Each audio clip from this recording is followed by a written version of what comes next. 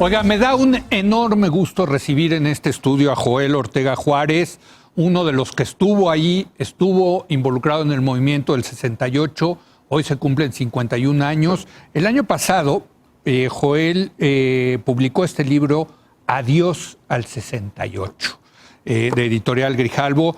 ¿Cómo estás, Joel? Muy buenas noches. Leo, mucho gusto en estar contigo. ¿Por qué adiós al 68?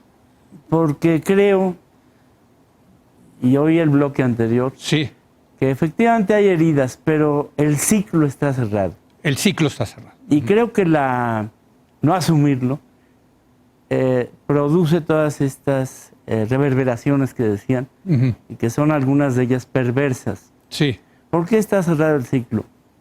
Voy a dar el corazón del 68 mundial, es la libertad. Totalmente de acuerdo. Ahí está resumido, sí, condensado todo. Sí. Era la libertad en Checoslovaquia, sí, en Alemania, mal llamada democrática, sí, en Francia, Polonia, en Francia, la libertad de los hijos frente a los padres, sí, la libertad sexual, sí, la revuelta cultural, fueron los años de la Nouvelle Vague, sí, del cine norteamericano, del boom latinoamericano, de la guerra de Vietnam, la guerra de Vietnam, Jagger, sí, la liberación de África, los la Beatles, revolución cubana, los Beatles, en fin, sí, sí, sí, es el baby boom.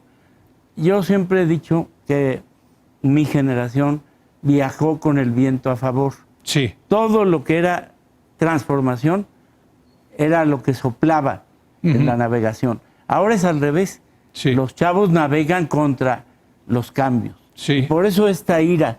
Yo no estoy tan de acuerdo en, aunque ellos se autonombren anarquistas, yo creo que más bien son iracundos. Y lo dijo muy bien uno de los, sí, invitados anteriores, que esto no es local, es una cosa general. En Berlín, en Italia. Sí, es correcto, claro. Sí, sí, entonces, no va a resolverse eso con un regaño de abuelito, como el de hoy en la mañana, del presidente, que sus mamás les den de nalgadas. Ni tampoco con medidas que son verdaderamente ominosas.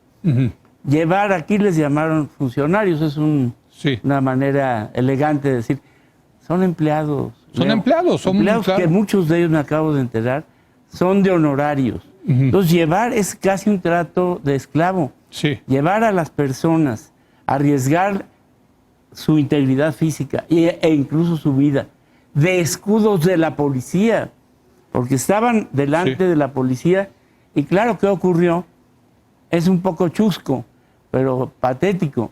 Cuando empezaron estos conservadores anarquistas, los nietos que hay que darles de nalgadas, aventar molotov. Sí. Entonces, los pobres señores, algunos de mi edad, panzones, en fin, con 2 de octubre no se olvida, se quitaron la camiseta y salieron huyendo. Pues como debe de ser, ellos no son policías. Pero ahí hay un fenómeno que en el bloque anterior sí quisiera coincidir. Sí. Cuando en una lectura primaria, primitiva, mejor dicho, del anarquismo, se considera que no debe haber armonía social, que en el fondo el anarquismo, en la utopía, se propone construir una sociedad armónica. Autorregulada, sin Estado. Sin Estado, sin policía, sin leyes. Exacto, claro. Esa es la cosa profunda del anarquismo. Claro. Contra la que Marx... Donde se juntan casi el anarquismo con el libertarismo. Exactamente. ¿No? Sí. Yo me he llamado hace tiempo libertario por una razón. Lo comentábamos un poco antes. Cuando viajé hace unos años a Europa, descubrí que el término comunista en Polonia, en Checoslovaquia, en la mal llamada Alemania Democrática, en Hungría, etcétera, etcétera, y en la ex Unión Soviética, era un término semejante al término nazi, al término fascista. Bueno, fueron los dos grandes regímenes represores del siglo XX, el régimen nazi, ¿no? Y los regímenes comunistas. Los totalitarios. Los totalitarios, que hablaba Hannah Arendt, ¿no? Precisamente de esos dos, y ¿no? aquí viene una parajoda, decíamos, paradoja, que es que los jóvenes de aquellos años éramos libertarios, queríamos la libertad. Sí. No queríamos tomar el poder. Sí. Por eso no nos planteábamos organizar partidos ni nada de eso. Esta perversión, esta reverberación Sí. de X y fulano, de diputado y senador y lo que sea, Sí. eso ni en la peor pesadilla se nos ocurría, porque tenía una vertiente libertaria. Yo de leerlos a ustedes lo resumí, y me vas a perdonar, me van a perdonar la gente lo que voy a decir, pero que estaban hasta la madre y querían echar desmadre, Exactamente. ¿no? O sea, así lo resumiría, ¿no? Tú se lo has atribuido, creo que es correcto, a Luis. A Luis Pero también González. lo decía el otro ícono, a lo mejor porque lo traté mal, Sí. para bien y para mal, A Marcelino, pero yo que era una claro. especie de Messi. Sí, El sí, Messi del 68 es él. Sí, sí, sí. Carita, Sí, sí, sí, anota los goles, en fin. Sí, sí, no sí. es el constructor, no es Sí. Garrincha, no es Sí, sí. Di Stéfano. Es un crack que mete el gol y está en el momento. Eso era Marcelino. Ahora, déjame preguntarte, Joel, porque si una de las quizás reverberaciones que tuvo el 68 es que desde entonces al Estado mexicano le cuesta mucho trabajo tomar la decisión de qué hacer con manifestantes que cruzan la línea, que queman negocios, que vandalizan, etcétera. Parecería que el Estado no puede después del 68 hacer eso, ¿no? Es el trauma del 68 que comparto Sí. con Castañeda. Incluso él lo admite como algo que construimos él y yo Sí. juntos. Sí, Y tiene razón, Leo. Es que la brutalidad de la masacre del 2 de octubre sí, y la del 10 de junio y todas las demás, sí, pues fue insólita. sí, En Francia, en esa misma año, hubo un movimiento con una huelga de 8 millones de obreros, sí. con un movimiento generalizado que iba al fondo, no pedían 6 puntos, querían, como decían ellos, pedir lo imposible, querían Sí, pedir lo imaginar el imposible. poder, en Sí, fin. sí, sí. Y hubo un muerto. Un muerto. Que se murió por azar, porque cruzando Sí. el Sen se ahogó. Sí. Pero aquí... Todavía ni se sabe cuántos. Claro, O sea, no. bueno, se calcula que 68. Bueno, ahí ¿no? sí la quiero fiscalía. ser Sí. enfático. Ajá. Porque El día 2 de octubre. El 2 de octubre en Tlatelolco Sí. hubo contados con nombres y apellidos, Sí, producto de una investigación que hizo la Fiscalía, pero que Miguel Eduardo Valle el Búho y yo sí, sí, sí. trabajamos en mi casa Sí. durante 3 meses. Sí. Y le dije, pinche Búho, ni un nombre falso, no, Sí, ni sí, un sí. me dijo mi tía, no.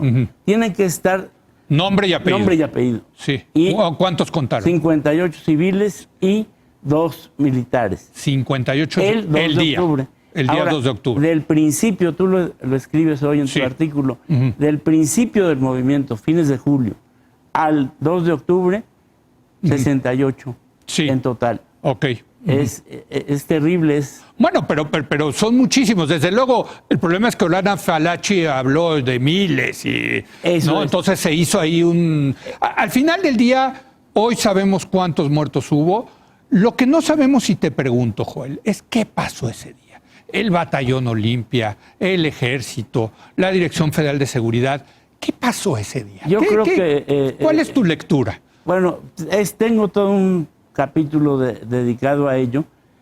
Creo que efectivamente hubo, eso lo platiqué alguna vez con Luis González de Alba, Sí, efectivamente hay acciones concretas en el momento de actuar de confusión. En eso estoy Sí. de acuerdo con él. sí, sí, sí. Hasta en un pleito en una vecindad Sí, sí, sí. o en una casa Sí. se arma el pleito y de Hay mucha pronto confusión. le estás pegando al que es de los tuyos sin darte cuenta. Sí. Admito que eso haya ocurrido, pero una operación con 5 batallones del ejército, previamente ocupados varios departamentos, la operación Galeana, Sí. de la periferia a la plaza, En Tlatelolco. en Tlatelolco. Ujú. Una filmación ordenada de manera perversa por Echeverría Sí. para filmar lo que iba a ocurrir. Ujú. Toda esa combinación de elementos indican que hubo una decisión de Estado de Reprimir. reprimir por una obsesión. Estábamos, no hay que olvidar, a 10 días de De los la Juegos Olimpiada. Olímpicos. Ujú. Entonces, estos tenían la obsesión de que no se podía mantener esa agitación, pero, y ahora para regresar al fondo, eso generó una especie de trauma del Estado, de no volver el 68 como trauma. Cuidado porque es otro 68. Entonces eso produjo una especie de espíritu de impunidad, de falsificación. Y también pesaron las intrigas palaciegas. No, por supuesto. Del proceso de sucesión, que ya estaba todo lo que daba. Desde luego. Marcelino decía que, cabrón, hay dos tipos de brigadismo. El brigadismo en los mercados, en la calle, etcétera, y los que brigadeaban en el seno de los aparatos palaciegos, de la fracción A contra la fracción B. Sí había, como siempre, palomas y halcones. Pero negarlo sería absurdo. Pero darle a eso la matriz del movimiento creo que es un error. No. Déjame preguntarte, me queda ya muy poco tiempo, Joel. López Obrador, decíamos en la mesa pasada, déjame ponerlo diferente. Este es el primer aniversario del 68 con un gobierno que se dice de izquierda. ¿Tú cómo lo ves? Yo creo que, voy a decirlo muy fuerte, es un bastardo del 68. ¿Por qué? Porque no tiene padre. El 68 es... Él es un hombre sin padre. No es un Chávez, que es otra cosa a discutir, pero es un hombre de partido, formado en el comunismo, dogmático, etc. López Obrador no es eso. López Obrador... Bueno, él se afilió al PRI, López Obrador. Estaba en el PRI cuando en el movimiento tenía 15 años. Y yo me pregunto qué hacía, creo que hay hoy un artículo por ahí de alguien que dice qué hacía el joven Andrés Manuel. El primer lugar donde hubo muertos, Leo, en 68, antes que en la Ciudad de México, fue Tabasco. Yo no sabía eso. En junio del 68. De estudiantes también. De estudiantes. Bueno, en una ciudad tan pequeña como era Villahermosa, ¿qué hacía un muchacho de nombre Andrés Manuel López Obrador? Pues tenía 15 años, también era un chavito, ¿no? Bueno, pero estaba de un lado o de otro. Bueno, pero no lo culpo por eso. Pero él se desafilió al PRI después de la derrota de Cuauhtémoc, no antes. Después del 88, claro. Después, a fines. ¿Por qué? Porque no le dieron la gubernatura de Tabasco. Ahora, la cultura, eso lo dijo alguien hace rato, de López Obrador, y esa es mi obsesión, es la cultura de la Revolución Mexicana, que es el estatismo nacionalista más intolerante y que vivió de un mito que él repite todos los días y que ahora ya no sabe cómo resolverlo.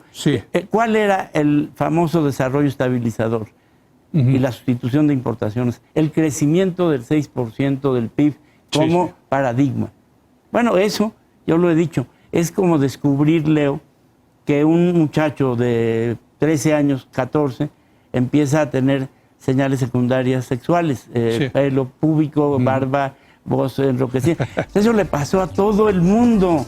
Todo el mundo creció en el siglo XX. Era la de la posguerra. En ese periodo. Pero entonces tú lo ves más como hijo del sistema nacionalista revolucionario. Yo creo que es al presidente más que del movimiento del 68. Totalmente, es un hijo de Echeverría con una adhesión de bastardo a un padre que no vio que era el socialismo, el comunismo.